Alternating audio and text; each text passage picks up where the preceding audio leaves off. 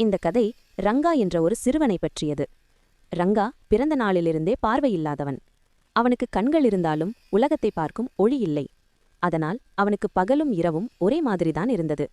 சூரியன் எப்படி இருப்பான் என்று அவன் ஒருபோதும் பார்த்ததில்லை. ஆனால் ஒரு நாள் அவன் மனதில் ஒரு ஆசை வந்தது. சூரியன் எப்படி இருப்பான் என்று தெரிந்து கொள்ள வேண்டும் என்று நினைத்தான். அவன் அறிந்தவர்களிடம் கேட்டுக்கொண்டே சென்றான். ஒரு நண்பன் ஒரு வெண்கல தட்டை பிடித்து அடித்துக் காட்டினான். அதில் எழுந்த சத்தத்தை ரங்கா கேட்டான்.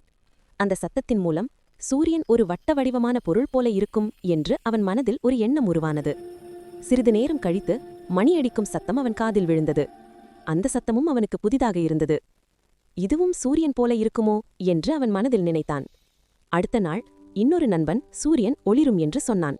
அவன் மெழுகுவர்த்தியை காட்டி அதன் வெப்பத்தை ரங்காவால் உணர செய்தான்.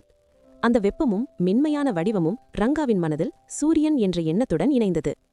சில நாட்கள் கழித்து ரங்கா ஒரு புல்லாங்குழலை கையில் எடுத்தான். அதை தொட்டுப் பார்த்தான். அதன் வடிவம் அவன் தொட்ட மெழுகுவர்த்தியைப் போலவே இருந்தது. உடனே அவன் மனம் மகிழ்ந்தது. இதுதான் சூரியன் என்று அவன் நினைத்தான். உண்மையில் சூரியன் நம்மிடமிருந்து மிக மிக தொலைவில் இருக்கிறான். இன்று வரை யாரும் சூரியனை தொட்டதே இல்லை. ஆனால் பார்வையில்லாத ரங்கா பார்க்க முடியாததால் ஒரு புல்லாங்குழலும் ஒரு சூரியனும் ஒரே மாதிரியாக உணர்ந்தான். இந்த கதை நமக்கு ஒரு அழகான பாடம் சொல்கிறது. பார்க்க முடியாதவர்களுக்கு உலகம் மற்றவர்களின் சொற்களால் மட்டுமே உருவாகிறது. அதனால் நாம் சொல்லும் வார்த்தைகள் மிகவும் கவனமாகவும் மிகவும் உண்மையாகவும் இருக்க வேண்டும். இதுதான் ரங்காவின் கதை.